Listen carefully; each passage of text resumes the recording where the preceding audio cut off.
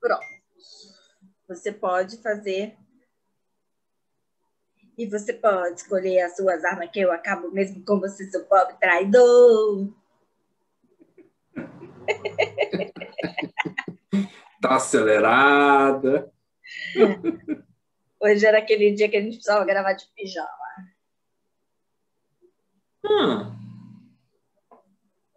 Para ver se eu desacelero, né? Chazinho de maracujá. Se eu comer, mastigar os caroços. Os caroços. Ai, ai. Eu já perdi as contas, Dani. 44.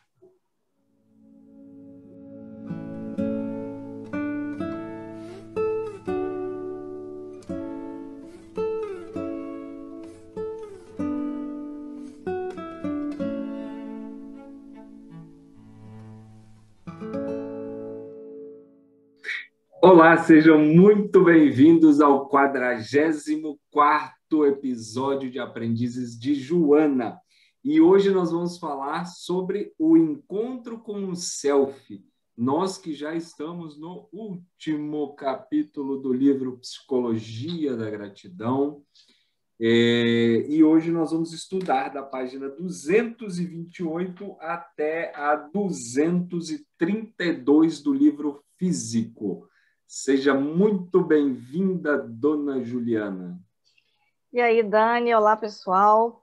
Como estão todos? Prontos para esse encontro com o self?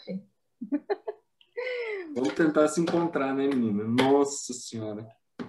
Risco tem bastante, ó. A gente faz bastante anotação. Eu também. E mais um monte de livro, né, para pesquisar junto. Isso não foi fácil, não. E Joana abre logo já botando o bloco na rua, né? Até gaguejei para falar o bloco. Já entra colocando o bloco na rua do self, né? E ela já começa assim: Jung definiu o self como a representação do objetivo do homem inteiro, a saber, a realização de sua totalidade e de sua individualidade, com ou contra sua vontade. Olha só que coisa. Então, às vezes a gente fica aí remando ao contrário, né? Não vai dar muito certo, não. Nosso caminho é a individuação.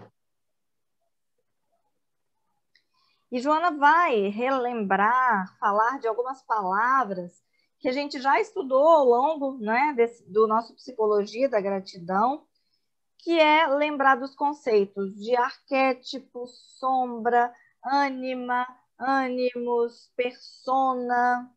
E especificamente a sombra, ela fala bastante e destaca a importância, né, da sombra nesse caminho, que vai auxiliar a integração do ego, né, para a chegada, né, o que em muitos vídeos a gente assiste, as pessoas falam muito, Dani, sobre a integração eixo ego-self.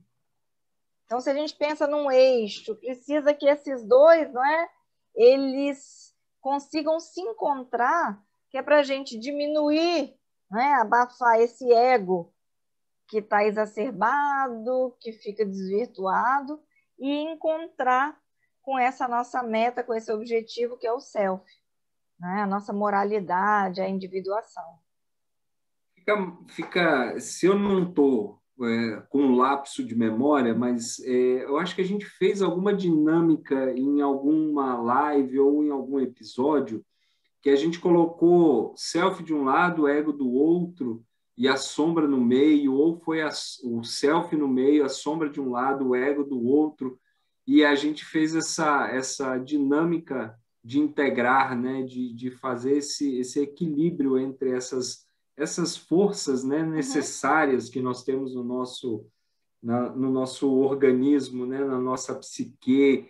E eu achei muito legal, já que você entrou no assunto de sombras, que ela repete muitos exemplos de sombras, né? Sim. E ela traz aqui, ó, muitas vezes, experimentando a própria sombra, tem como finalidade precípua auxiliar o ego na sua integração plena durante a vigência do eixo, que é exatamente o que você falou aí, Ju. E aí abaixo ela complementa, né? Apesar da sombra ser geradora de muitos conflitos, deve-se considerar que em muitas situações ela responde por vários fatores que produzem alegria, relacionamentos felizes, motivações para se viver, apresentando uma outra face oposta à sua constituição primitiva como arquétipo. Uhum. Então, esses arquétipos, que é uma coisa que Jung vai, digamos, ele traz isso como uma classificação, né? As características de todos nós, divididos, então, nesses arquétipos. E, dentre esses arquétipos, fala-se muito da sombra, e muitas vezes a gente associa sombra como algo escuro, como algo nebuloso, como aquelas coisas que a gente precisa colocar ali escondido, que não pode aparecer. Só que, Acho... sim, o interessante aí dela repetir tanto essa questão das sombras é justamente para destacar o que você acabou de ler, que não é só, digamos, coisa ruim. E nós precisamos, na verdade, encarar esse lado nosso, digamos, ruim. Senão a gente fica na superficialidade, né?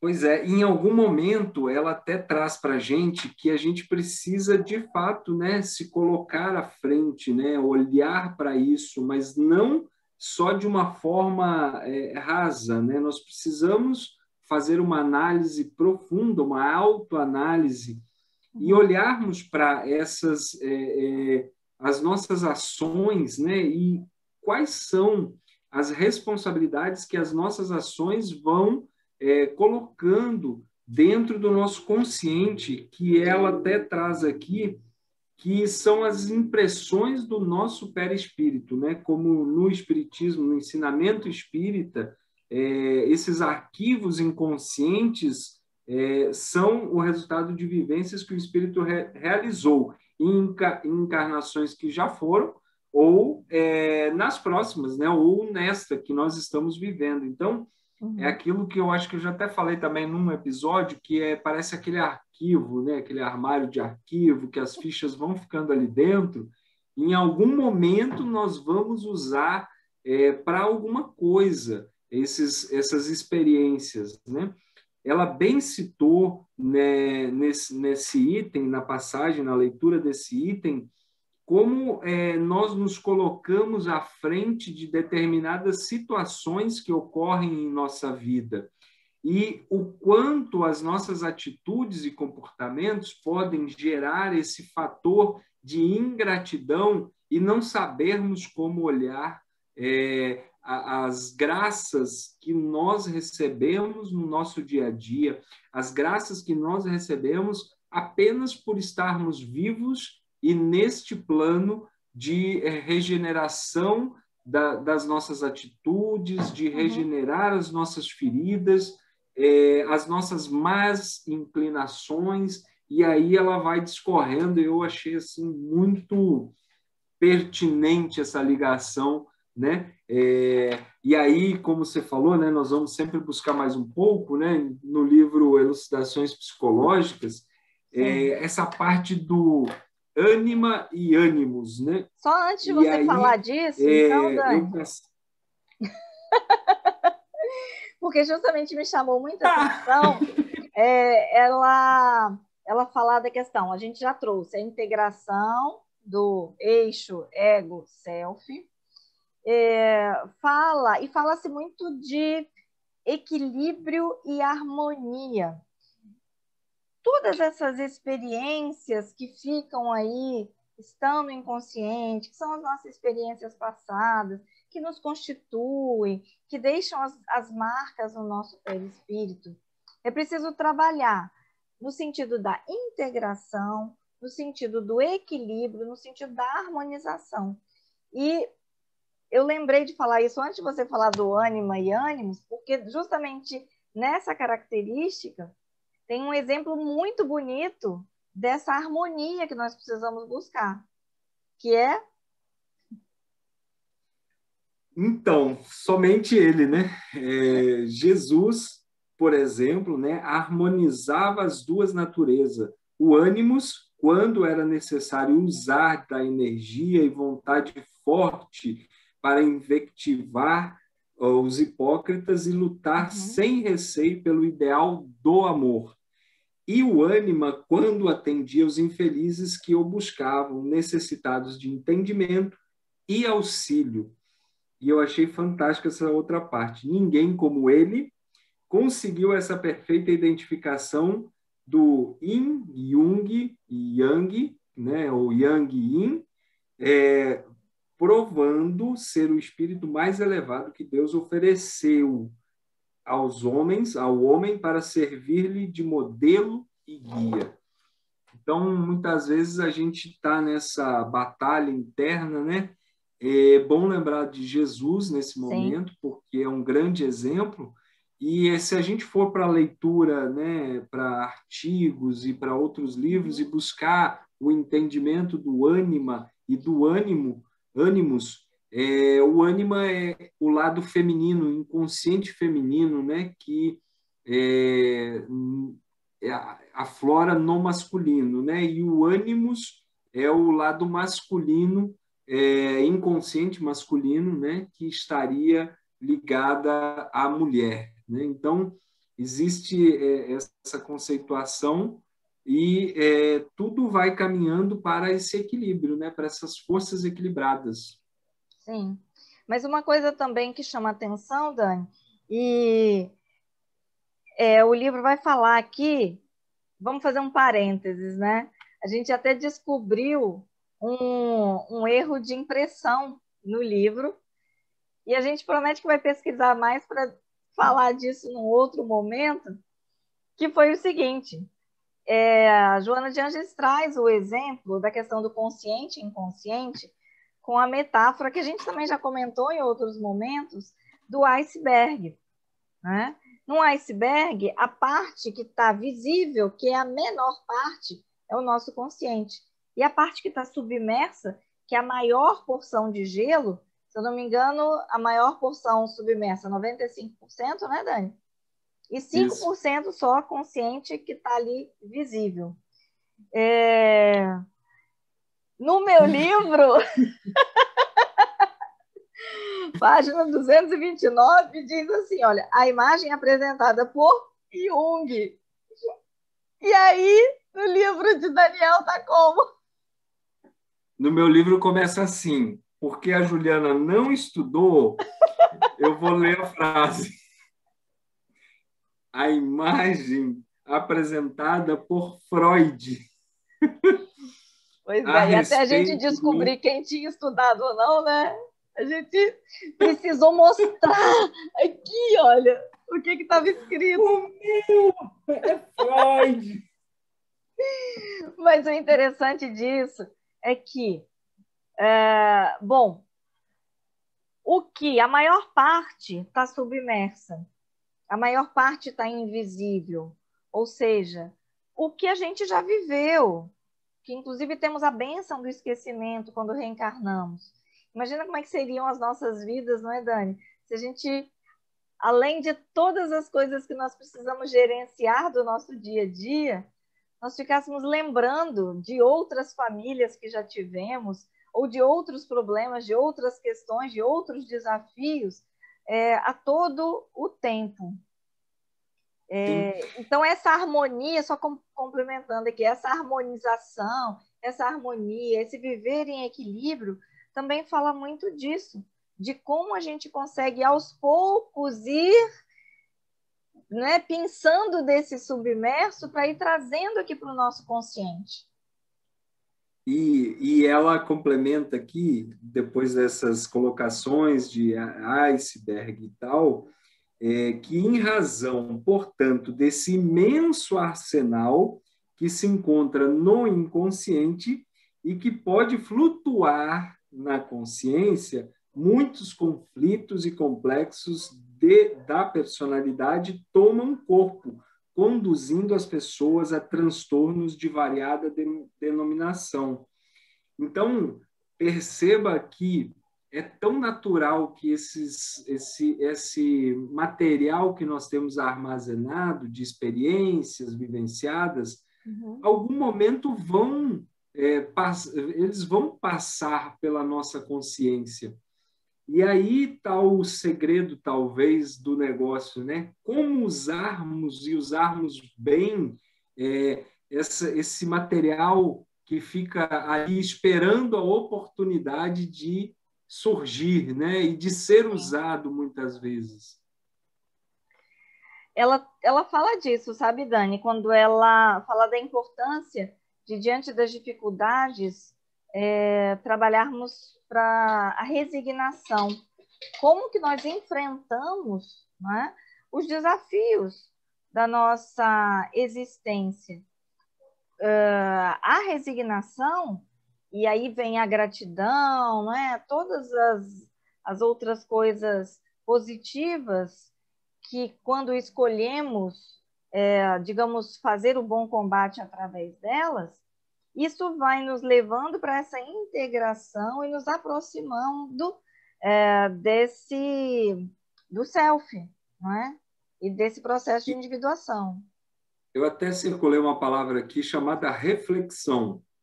E aí ela coloca assim: mediante a reflexão é possível ao self a constatação do que é e de como se conduz, esforçando-se para alterar as emissões mentais para outras condutas mais equilibradas dentro dos padrões da saúde que proporciona relacionamentos edificantes e compensadores.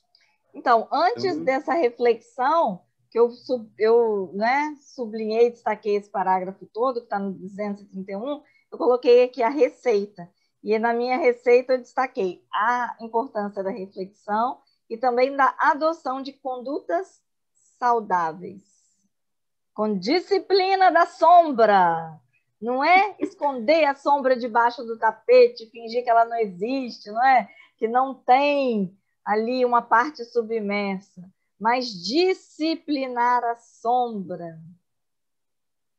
Para você ver, né? A gente estuda, na primeira oportunidade que tem, o coleguinha julga o outro coleguinha.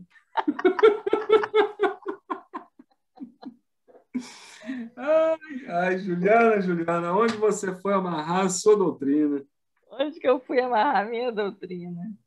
Com muita alegria, com muita gratidão, Dani, porque se não fosse você, eu não estaria aqui tendo a oportunidade da gente, né, praticar participação aí, ó, do Máximos. Máximos não gostou da ideia. Não gostou da ideia. É porque acho que ele fica enciumado, ele ainda não tem a gratidão tão alta na veia. Ele deve ter pensado assim, como assim, né? Ficar agradecendo? Verdade. E olha que legal, já caminhando aí para o nosso final, quando a gente mantém a postura referente às imagens reprimidas no inconsciente, esses pacientes não têm noção do quanto devem à vida, tornando-se ingratos e reacionários quando ocorre uma mudança de atitude adquirida por intermédio da autoanálise que faculta a identificação das mazelas, poderá começar por bendizer a vida, por ascender, né, na escada dos valores, por vencer a empáfia, passando a agradecer a oportunidade de crescimento real para a felicidade. Então, sempre um poema, né? E uma palavrinha que nós gostamos muito, Dani, que será mediante o esforço. Será mediante esse esforço que o ego, então, se integrará. Uma palavra que eu destaquei e a gente gosta também, que é a integração no self, sem que desapareçam seus valores de alta significação. Então, é um convite para a integração, é um convite para trazer as nossas dificuldades para um nível consciente né? Hábitos saudáveis, reflexões. Com certeza, Ju. Para a gente conquistar a individuação, que é o próximo e último capítulo. A gente tem aí vale muito a pena, quero convidar a todos, vale muito a pena ler esse momento, esse capítulo 11, ele está assim bem para a gente degustar ele, né? Fazer uma leitura com muita calma, muita tranquilidade e tentar buscar essa essência que Joana tenta nos trazer, acendendo a nossa responsabilidade sobre as nossas ações, sobre como nós nos comportamos perante a vida e as situações. Essa é por minha conta, né? Muitas vezes eu reclamo muito da vida, e aí, quando eu leio uma passagem como essa, eu percebo o quanto isso ainda pode marcar meu perispírito, e o quanto eu preciso, talvez, trabalhar essa autoanálise e entender que esses complexos já vividos, de alguma forma, não são sombras que precisam ficar lá aprofundadas no iceberg, na parte dos 95% que a gente não enxerga, né? Mas sim trazer à tela mental e ao esforço diário de fazer uma integração com as mudanças de atitude, de hábito e de pensamento, inclusive. Até porque se a gente não conhece as nossas dificuldades, os pontos em que a gente erra, né? As nossas mazelas, a gente vai se esforçar para melhorar o quê? Se a gente já não é, as chagas com orgulho, será que eu consigo com orgulho encontrar algum defeito em mim mesmo? Vai ser difícil, né? Verdade. Nós vamos deixar de lado os nossos conflitos e vamos trabalhá-los, que aí a gente avança. Muito bem. Eu acho que por hoje é só pedir aquela curtida especial para compartilhar, nos ajudar aí na nossa pequena discussão aí da página 229. Nós precisamos aí talvez aprofundar um pouquinho mais, se é Freud, se é Jung, mas de todo fato é que a boa explicação e essa metáfora, ela se aplica muito bem no nosso dia a dia, independente de quem seja o criador dela, né? Mas nos auxilia nesse processo de entendimento. Muito bem. Então, a gente aguarda o seu comentário, a sua curtida, e a gente se vê no nosso próximo e último episódio, apenas, digamos, dessa primeira temporada, né, Dani? Que é o Psicologia da Gratidão. Grande beijo. Com certeza. Grande beijo, se cuidem, fiquem bem. Curtam, compartilhem.